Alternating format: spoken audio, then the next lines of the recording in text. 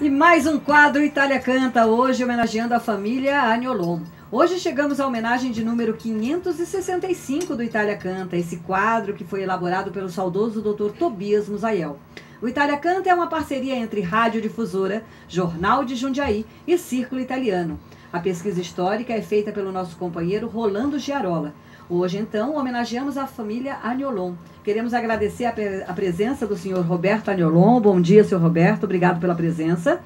O Rodrigo Belesso. Bom dia, Rodrigo. Bom dia. Edith Agnolon. Bom dia. Bom dia. E também Dona Ercília Agnolon. Bom dia para a senhora, Dona Ercília. Bom dia. É um prazer recebê-los. Vamos então contar a história da família de vocês, segundo aquilo que vocês nos passaram, aquilo que foi contado. E se tiver algo a acrescentar, fiquem à vontade. É a história de vocês, tá bom? No ano de 1887, Attilio Agnolon deixou a Itália e veio morar em Jundiaí. Aqui conheceu Josefina Mesalira, com quem se casou no dia 1º de maio de 1911. Nascia então no bairro do Caxambu o primeiro filho do casal, Antônio. 8 anos mais tarde, Attilio morreu. Antônio Agnolon teve então que tomar a frente dos trabalhos no pequeno sítio da família e cuidar dos irmãos mais novos, Isabel, Maria e Luiz. Na propriedade, Antônio cuidava de várias plantações. O forte mesmo era a produção da uva. Nesta época, Antônio Agnolon ganhou o apelido de Tony da Pina. Tony porque se chamava Antônio e Pina, que era o apelido da mãe dele, Josefina. Antônio se casou com Helena Tega, com quem teve 10 filhos. Enide, Edith, Érica, Ercília, Attílio, Antônio, Maria, Roberto, Odair e Eunice. Até aqui tudo certo, meninos?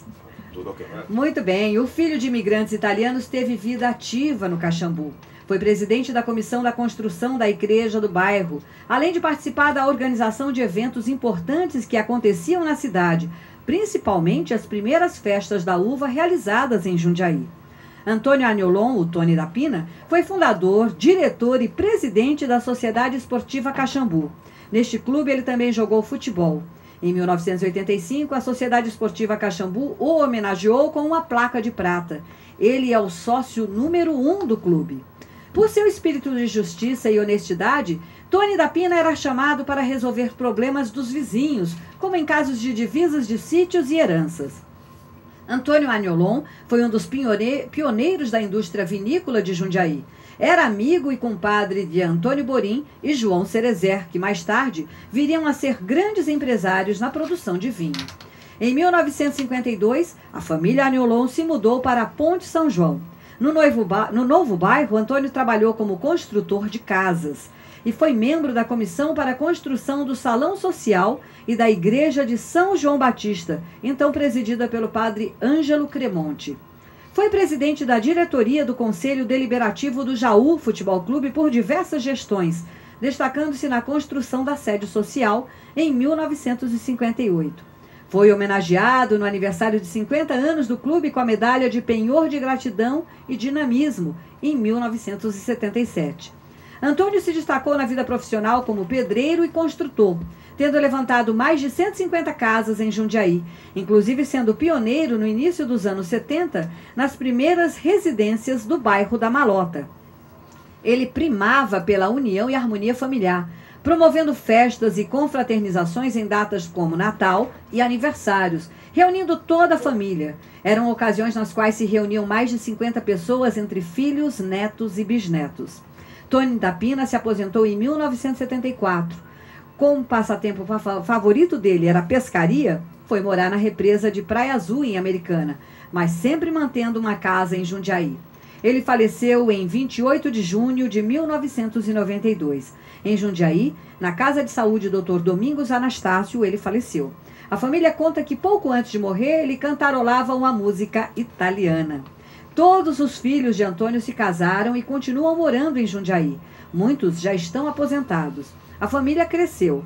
Se Tony da Pina estivesse vivo, ele iria conviver com 21 netos, 20 bisnetos, e os netos exercem diversas profissões. Selma, por exemplo, é dentista e pianista. A irmã dela, Luciana, é fonoaudióloga. Carolina Agnolon é doutora em terapia ocupacional e trabalha em Montreal, no Canadá. Laura é bailarina e atua na Austrália. Emerson e Daniela são advogados. Rodrigo Agnolon é formado em Biologia Marítima.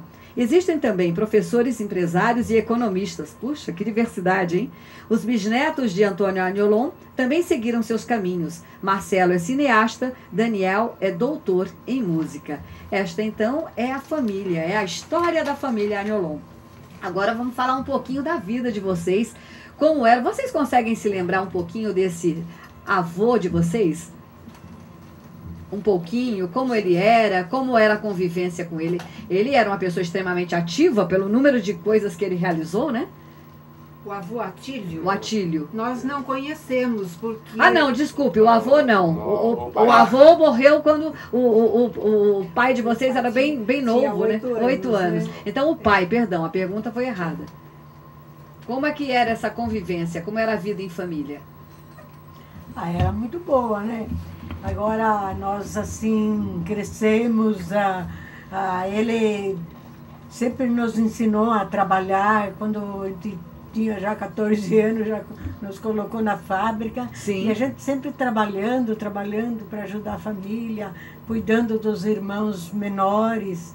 E essa visibilidade dele de construir casas, né? Num tempo, ele já era um empreendedor, né? E ele queria construir uma casa para cada filho, tanto é que conseguiu isso. Sim. Né? E ele foi também uma pessoa que, pelo que eu percebi, ele atuava em diversas frentes, porque também no esporte ele teve uma atuação, ele não parava, né? Ali no Jaú Futebol Clube, perto da nossa residência, nossa, ele fazia diversas coisas. Como eram as festas? Eram muito boas. Eu me lembro que no aniversário do Jaú era aquele baile que nós ia até às 4, 5 horas da manhã. Beleza! Mas ainda continua, o Jaú continua. Agora nós fazemos lá ginástica, bingo. A gente faz diversas promoções. Ainda acontecem algumas promoções no Jaú, eu sempre divulgo. Nós trabalhamos ainda, continuamos esse amor que meu pai tinha pelo clube. Eu continuo ainda trabalhando lá como voluntária. E olha, assim como outras famílias que nós já tivemos aqui, contando a história, era uma família grande. 10 filhos. Não é fácil, não. Então, qualquer reunião já era uma festa, né? Qualquer aniversário era uma grande festa. Pedir para... Sempre nós nos reuníamos no Natal, no Ano Novo, Páscoa e aniversários. Então, a família toda reunida. E aí havia danças, até dança italiana. Até dança típica? Dança típica. E era muita alegria quando eles estavam, né? E como era a culinária quando vocês eram crianças? A mama fazia uma boa macarronada? Macarronada, a brachola, que era uma delícia, né? Polenta com frango. Vocês fazem essas comidas ainda? Algumas de vocês ainda... Ainda fazemos. A gente continua a tradição. Essa tradição persiste. Continua. Que bom, que bom. Então os netos, os bisnetos estão tendo a oportunidade de ver a continuação disso. Certamente, porque nas grandes festas nós levamos os pratos já preparados, né? Sim. Então cada um procura fazer o melhor prato possível, com né? certeza, com certeza. Em outras ocasiões faz um churrasco, mas é muito agradável, a família se reúne muito bem e é muito... tem muita amizade entre todos. E nós lemos aqui no final que hoje, se ele estivesse vivo, é um número enorme de gente nessa família, né? 21 netos, 20 bisnetos, em diversas atividades, alguns fora. Vocês conseguem, às vezes, se reunir? Como que são esses encontros? Muito difícil? Continuamos a nos reunir. Esses que estão fora vêm de vez em quando? Principalmente a Carolina, que exerce a terapia ocupacional no Canadá. Ela esteve aqui no Natal, nos reunimos. Que bom! Ela já estava uma filhinha de 1 ano e meio. E é muito gostoso. Porque esses encontros devem ser ótimos, né? Vamos falar com o mais novo. Como é que você sente a vida de vocês? De que forma se manifesta essa tradição italiana? Como é que você percebe isso? Olha, a tradição italiana na nossa família teve sempre, desde quando sou pequeno. Eu lembro do meu avô fazendo festa, Natal ele distribuía moeda, ele subia no segundo andar da casa e ficava fazendo aleluia com moeda pra gente. Com moeda? Sim, nossa, era uma festa, que a gente era tudo pequeno. Tudo criança? Eu tive uma convivência grande com meu avô, porque a gente sempre morou próximo, né? Certo. 2 quarteirões no máximo ali da casa dele, então a convivência sempre foi muito grande. Ele me ensinou a pescar, ele me ensinou muita coisa. Olha que maravilha, Então, são coisas que guarda para toda a vida, né, Rodrigo? Total. Muito bem. Eu gostaria de saber se tem mais alguma coisa que vocês gostariam de contar dessa família tão bonita que cresceu bastante. O seu Roberto quer falar um pouquinho? Eu queria falar que esse ano aqui nós conseguimos, com a nossa reunião, Sim. como o pai nasceu em 1911, e então esse ano aqui nós fizemos a reunião do centenário dele.